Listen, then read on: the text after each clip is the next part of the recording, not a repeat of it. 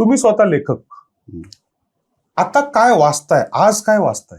अहो, वाचण्याबद्दल तर मी तुम्हाला सांगतो, मी टॉलिस्टॉय वाचला, पर्ल बर्ग वाचलं, आली खेल्याचं रूट्स पुस्तक वाचलं, आना करोलिना वाचलं, खूप पुस्तकं वाचलं, हजारो पुस्तक. आणि एक लक्षात ठेवा की वाचण्याने तुमची सोच आणि थिंकिंग विचार बदलतो. बरोबर. म्हणून वाचण्यासारखं दुसरं काही जीवनामध्ये नाही. बरोबर. आणि त्याच्यातून माणूस प्रगल्भ होतो.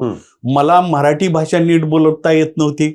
मी मराठीमध्ये हे इसने इकडे ये र, काय केलंय सर, भाकर दान र, असं म्हणणारा माणूस बोली भाषामध्ये आज मी हिंदीमध्ये बोलतो, इंग्रजीमध्ये थोडंफार काम चालव करतो, मराठी उत्तम शिकलो पुण्यामध्ये जाऊन. आणि म्हणून भाषा हे माणसं जोडण्यासाठी झाली पाहिजे, तोडण्यासाठी नाही. आम्ही भाषा, घाटावरची भाषा, मग गावाकडची भाषा, कोकणी भाषा किंवा आयरणी भाषा बहिणाबाईची, हे असे आम्ही वेगवेगळे कप्पे न करता आम्ही मराठी भाषा कशी असो, भाषा पण दुभंगलेली आहे असं म्हणता येईल का? यस, भाषा पण दुभंगलेली आहे. आणि ही दुभंगलेपण जी मराठी भाषेचं आहे हे आम्ही एकत्र केलं पाहिजे. भाषा कशी बोललं तर त्याला तुम्ही हिनकसपणे बघू नका. पटका बांधून आला, टोपीवाल्याची भाषा, पटकेवाल्याची भाषा, हे अंतर आता कमी झाला पाहिजे. भाषा भाषा आहे, संवाद कळतो, एकमेकाला कळतं, ती मराठी भाषा आपण जोडली पाहिजे.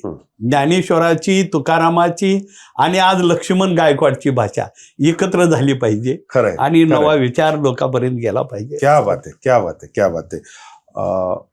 पण माझा प्रश्न राहिला सर, आत्ता काय वाचताय? आता सध्या मी एक नवीन पुस्तक जब से आँख खुली है, हे मंडलोईचं आदिवासीचं आत्मकथा आलेली आहे, फार चांगली.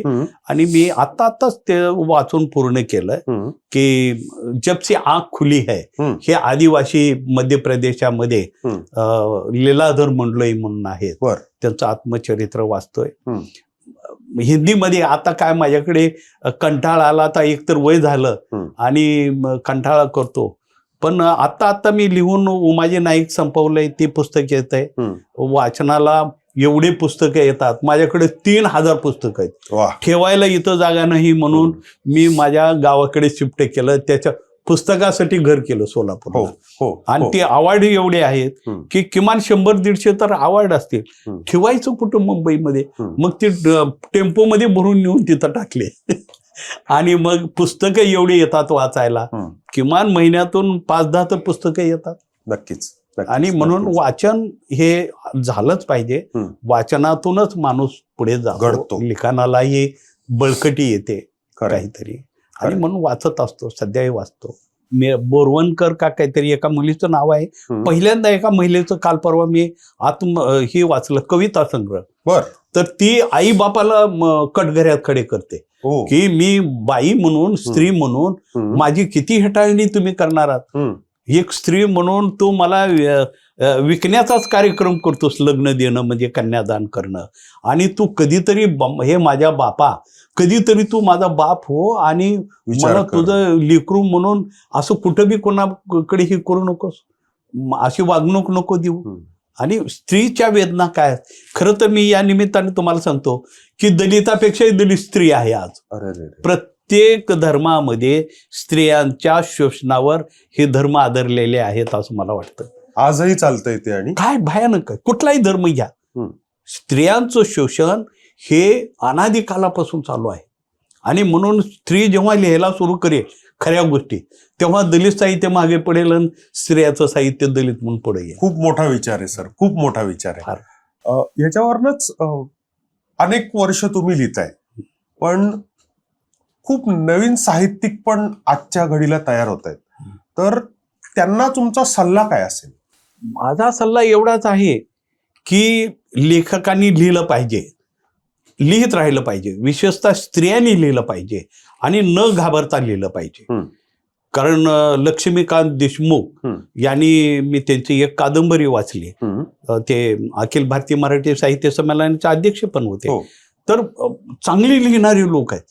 तर मुस्लिम कंट्रीमध्ये दुबईला किंवा कुठंतरी इराणमध्ये एक जे झालेल्या बाईंना कसा त्रास होतो, त्यांचं पुस्तक इतकं चांगलं आहे लक्ष्मीकांत देशमुखचं.